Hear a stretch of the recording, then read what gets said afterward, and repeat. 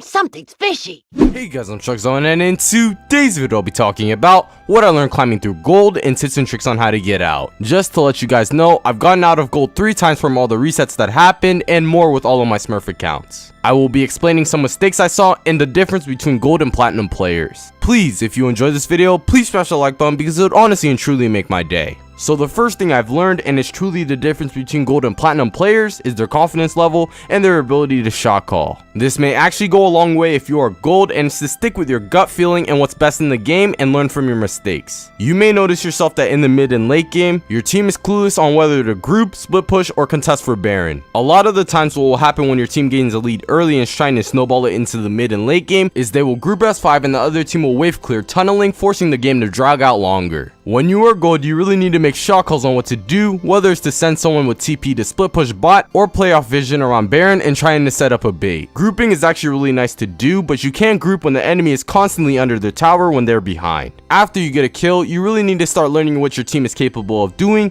whether it's to take drag or play things off tower. This tip or advice goes for gold players in specific because from my experience in the lower elos, your team may not actually listen to you if you ping to go drag or tower, and you need to find other ways around those situations. The next thing I've learned climbing through gold is that aggression levels are low. At this rank, you have to realize that you are actually better than you think you are at the game, and the plays you are thinking about doing are most likely going to go well. You, for the most part, generally know your champion's power spikes and know that when you get an item or your ultimate is up, you have to do something with it. In League in general, the best way to learn is by making mistakes, and you tanking and rank just a little bit to truly know your power spikes will be worth it. Gold players play really passive lanes compared to platinums, and if you know how to put proper pressure with vision on the enemy jungler, you'll get out in no time. Also note that even in games where gold players get a snowball rolling, going back to the first thing I've learned climbing through gold, they struggle on closing out games quickly. The last thing I've learned when climbing through gold is that the players there actually play like platinum or diamond players, but they're not consistent enough. I guess this goes for all ranks, but especially in gold, I've noticed that when going through my teammates' match histories, they would go 6-6 on one game, and the next game they would go something like 12-0. They would have terrible map awareness in one game and get sharp the next. Try looking at your best game in your match history and asking yourself how you can do it again and again. Some of the times you can't come up with a straight answer, so you should watch your replays if you are dedicated to climbing. If you notice the reason you snowball in some games is because you ward and never get ganked, you need to try to improve on your warding and map awareness to get to plat or diamond. Not saying that platinum players play well every single game, it's more platinum players play well more often in their games and do their jobs for their team.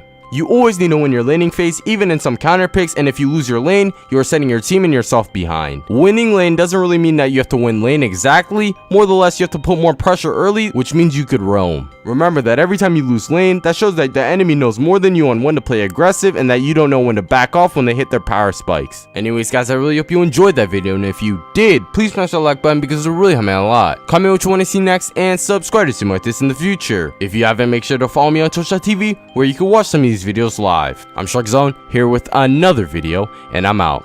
Peace.